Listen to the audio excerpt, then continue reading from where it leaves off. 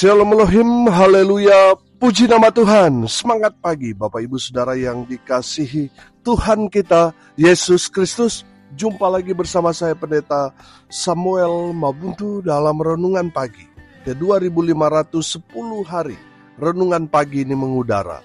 Puji Tuhan. Bapak Ibu Saudara yang dikasihi Tuhan, sebelum kita membaca, mendengarkan dan merenungkan firman Tuhan hari ini, mari kita berdoa. Minta pimpinan Roh Kudus. Kita berdoa.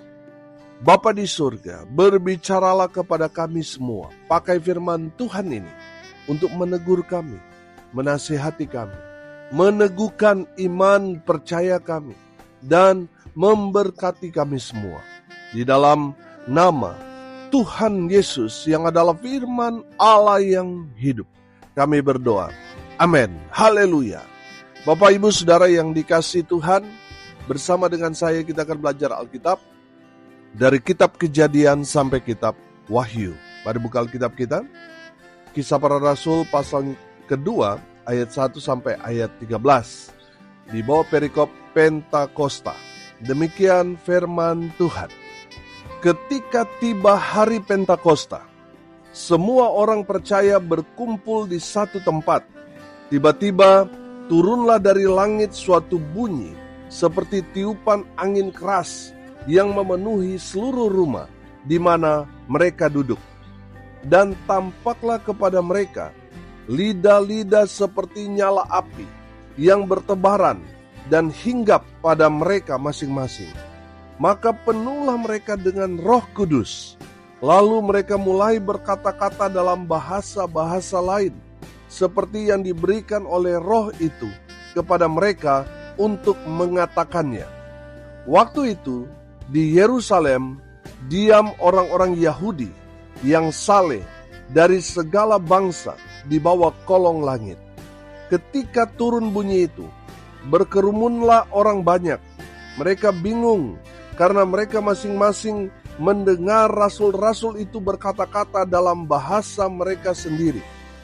Mereka semua tercengang-cengang dan heran, lalu berkata, bukankah mereka semua yang berkata-kata itu orang Galilea?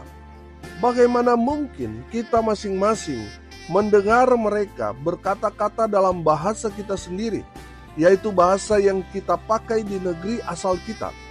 Kita orang Parsia, Media, Elam, penduduk Mesopotamia, Yudea, dan Kapadokia, Pontus dan Asia, Frigia dan Pamfilia, Mesir, dan daerah-daerah Libya yang berdekatan dengan Kirene, pendatang-pendatang dari Roma, baik orang Yahudi maupun penganut agama Yahudi, orang Kreta, dan orang Arab. Kita mendengar mereka berkata-kata dalam bahasa kita sendiri tentang perbuatan-perbuatan besar yang dilakukan Allah. Mereka semuanya tercengang-cengang dan sangat termangu-mangu sambil berkata seorang kepada yang lain, apakah artinya ini? Tetapi orang lain menyindir, mereka sedang mabuk oleh anggur manis. Amin, firman Tuhan. Haleluya. Bapak Ibu Saudara yang dikasihi Tuhan, hari ini kita akan belajar hari Pentakosta. Hari Pentakosta dalam penyebutan orang Yahudi adalah Shavuot. Saudara yang dikasihi Tuhan, hari Pentakosta atau Shavuot bagi orang Yahudi itu adalah hari raya besar yang memperingati di mana Tuhan memberikan hukum Taurat kepada bangsa Israel di Gunung Sinai oleh Nabi Musa. Dan yang kedua, saudara, hari Pentakosta atau Shavuot bagi orang Yahudi itu adalah hari panen raya. Itulah arti Pentakosta atau Shavuot bagi sudut pandang orang Yahudi. Bagi orang Kristen, hari Pentakosta adalah hari ke-50 di mana Roh Kudus dicurahkan kepada orang percaya di Yerusalem. Amin. Haleluya. Hari ke-50 hitung-hitungannya 50 hari dari hari Paskah. Hari Pentakosta tahun ini tepat hari Minggu nanti tanggal 8 Juni 2025. Nah, saudara yang dikasihi Tuhan, memang ini belum merayakan hari Pentakosta karena masih hitungan beberapa hari ke depan, saudara. Tapi kita belajar sekarang. Kita mau belajar Alkitab secara sistematis, ya. Saudara yang dikasihi Tuhan, pertanyaannya sekarang, apa yang terjadi di hari Pentakosta? Yang pertama, di hari Pentakosta itu para rasul bersatu. Sudah perhatikan, di ayat 1 di sana dikatakan, ketika tiba hari Pentakosta, semua orang percaya berkumpul di satu tempat. Amin. Haleluya. Saudara yang dikasihi Tuhan, saya melihat di sini, ketika kita bersatu, Roh Kudus turun akan memenuhi setiap pribadi. Amin. Haleluya. Saudara yang dikasihi Tuhan, Tuhan mau kita bergandengan tangan, bersatu satu dengan yang lain. Mau dia gereja besar, mau dia gereja perintisan, saudara, kita gereja Tuhan, orang-orang percaya harus bersatu. Memang untuk bersatu itu menundukkan ego. Dari gereja besar, saudara, ego mereka mungkin ya lebih besar, saudara, dibandingkan dengan gereja yang masih merintis. Mereka minder, tapi kita harus bergandengan tangan. Karena kita tubuh Kristus. Saudara, selama kita masih menjalankan ego kita tidak mau bersatu, Roh Kudus tidak akan beracara. Tapi kalau kita bergandengan tangan, saling merendahkan diri dan hati kita, saling mensupport satu dengan yang lain, saling menguatkan bahwa kita semua adalah tubuh Kristus. Oh haleluya. Saya percaya saudara, kita akan melihat mujizat kuasa Tuhan yang luar biasa. Tuhan akan nyatakan dalam pekerjaan Roh Kudus. Di mana kita ada, di mana kita tinggal saudara. Roh Kudus akan beracara sehingga makin banyak orang yang percaya kepada Tuhan Yesus. Amin. Tapi selama kita masih bertahan dengan ego kita masing-masing, kita tidak akan melihat transformasi terjadi di mana kita tinggal, di kota-kota di mana kita melayani. Tapi kalau saudara mau melihat ada transformasi terjadi di tempat kita tinggal, tempat kita bekerja, di tempat di mana kita melayani, saudara, bersatulah. Amin. Saudara perhatikan ketika para rasul bersatu, Roh Kudus tercurah. Amin. Roh Kudus beracara. Oh haleluya. Bapak Ibu Saudara yang dikasihi Tuhan, saya melihat di sini kekuatan ketika hamba-hamba Tuhan, orang-orang percaya bersatu. Oh haleluya. Kuasa Allah bekerja dengan hebat, dahsyat, luar biasa. Amin. Haleluya. Yang kedua saudara, apa yang terjadi di hari Pentakosta? Saudara perhatikan ayat 2 dan ayat 3. Tiba-tiba turunlah dari langit suatu bunyi seperti tiupan angin keras yang memenuhi seluruh rumah di mana mereka duduk. Dan tampaklah kepada mereka lidah-lidah seperti nyala api yang bertebaran dan hinggap pada mereka masing-masing. Saudara yang dikasihi Tuhan, perhatikan dari firman Tuhan ini kita dapat menangkap bahwa yang dipenuhi Roh Kudus bukan hanya para rasul, tapi semua orang percaya. Amin. Haleluya. Saudara yang dikasihi Tuhan, saya percaya peristiwa Pentakosta terjadi di hari Pentakosta 2000 tahun yang lalu dan terjadi terus sampai sekarang ini. Roh Kudus bekerja kepada semua orang percaya. Amin. Saudara yang dikasihi Tuhan, saya percaya kalau Roh Kudus ada di dalam diri kita, saya yakin dan percaya Roh Kudus akan mengubah kita. Amin. Saudara perhatikan, ketika ada orang kerasukan, saudara yang dikasihi Tuhan, apa yang masuk dalam tubuhnya, dia akan ekspresikan dengan gayanya, reaksinya. Dia akan menyesuaikan apa yang masuk pada tubuhnya. Roh, misalnya roh singa, dia akan berperilaku seperti singa. Betul? Nah, kalau Roh Kudus yang masuk di dalam kehidupan kita, pasti yang keluar adalah buah-buah roh. Amin. Saudara dapat mengenali bahwa seorang dipenuhi Roh Kudus ketika dia menghasilkan buah-buah roh. Amin. Ada kasih yang tadinya dia orangnya bengis, tapi sekarang berubah. Tiba-tiba dia punya kasih. Amin. Dulu dia mungkin mengerjakan sesuatu dengan terpaksa, sungut-sungut, tapi sekarang mau pekerjaan yang besar sekalipun dia tetap melakukan dengan sukacita. Dulu dia tukang ricu, saudara, tukang buat kerusuhan, tapi sekarang dia membawa damai sejahtera. Saudara yang dikasihi Tuhan, mungkin dulu dia gak sabaran, tetapi sekarang dia sabar. Dulu dia pelit, sekarang dia murah hati. Dulu dia jahat, sekarang dia baik. Dulu dia tidak setia, tukang selingkuh, tapi sekarang dia setia. Dulu dia kasar, tapi sekarang lemah lembut. Dulu dia tidak dapat menahan diri, tapi sekarang dia dapat menguasai diri. Kenapa dia bisa berubah? Karena Roh Kudus yang ada di dalam diri kita. Saudara yang dikasihi Tuhan, kalau sekarang kita melihat banyak roh lain yang masuk pada tubuh orang-orang saat ini. Sehingga ada yang masuk roh kemunafikan. Kalau di gereja, kelihatan malaikat, saudara. Tapi kalau sudah di rumah atau di jalan, saudara, kelakuannya seperti malaikat pencabut nyawa. Saudara yang dikasihi Tuhan, banyak orang kecewa melihat orang Kristen yang munafik, yang baik kalau di gereja saja. Saudara yang dikasihi Tuhan, bertobat. Saya yakin dan percaya, kalau seseorang dipenuhi Roh Kudus, maka yang nampak itu adalah buah-buah roh tadi. Yang nampak itu adalah karakter Kristus. Amin. Haleluya. Saudara yang dikasihi Tuhan, mari cek diri saudara. Apa yang ada pada diri saudara? Apakah Roh Kudus atau jangan-jangan roh halus?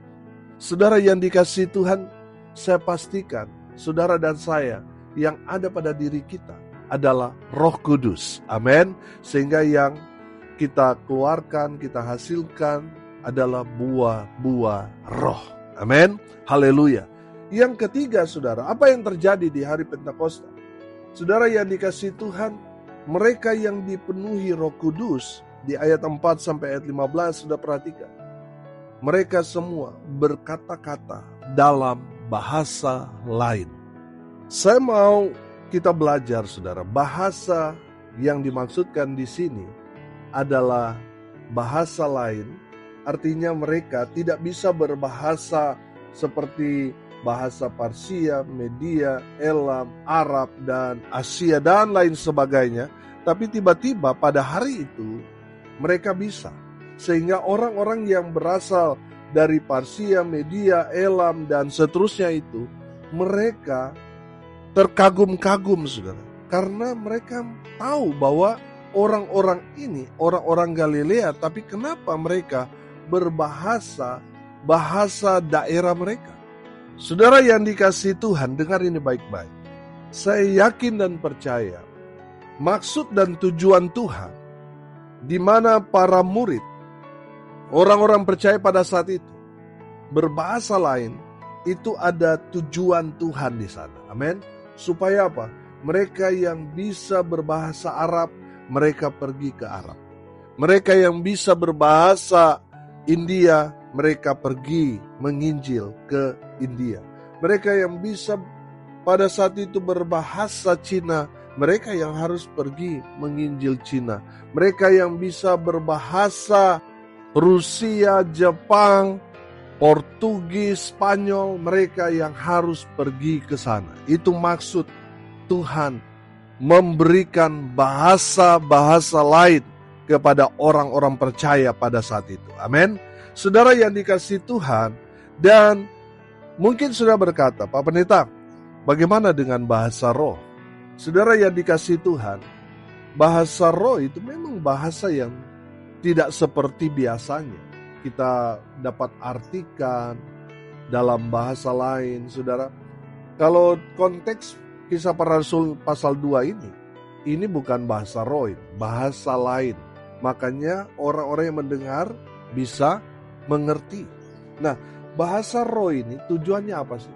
Tujuannya untuk membangun iman kita. Amin. Pribadi, saudara. Saudara yang dikasihi Tuhan, beda dengan bahasa lain ini. Bahasa lain ini tujuannya Tuhan berikan kepada orang percaya itu untuk mereka pergi memberitakan Injil. Amin. Saudara yang dikasihi Tuhan, berbeda dengan bahasa roh untuk membangun iman pribadi kita. Amin. Saudara yang dikasihi Tuhan, dari kebenaran firman Tuhan ini kita belajar apa yang terjadi di hari Pentakosta. Yang terjadi, para rasul bersatu. Amin. Di saat mereka bersatu, Roh Kudus turun memenuhi para rasul dan semua orang percaya. Yang kedua, saudara, semua orang percaya pada saat itu, bukan hanya para rasul, semua orang yang percaya pada Yesus Kristus Tuhan, dipenuhi Roh Tuhan, dipenuhi Roh Kudus. Amin. Haleluya.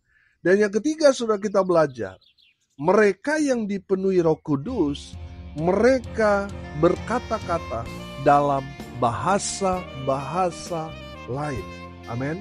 Haleluya. Saudara yang dikasihi Tuhan, saya menangkap di sini gini.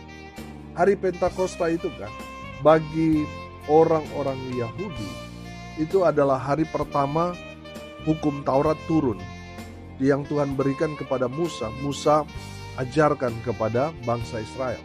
Hari Pentakosta atau Shavuot bagi orang-orang Yahudi, orang-orang Israel, itu adalah panen raya, di mana menjelang hari Pentakosta Tuhan memberkati kebun, ladang, pertanian, peternakan orang-orang Yahudi, orang-orang Israel, sehingga mereka diberkati dengan luar biasa.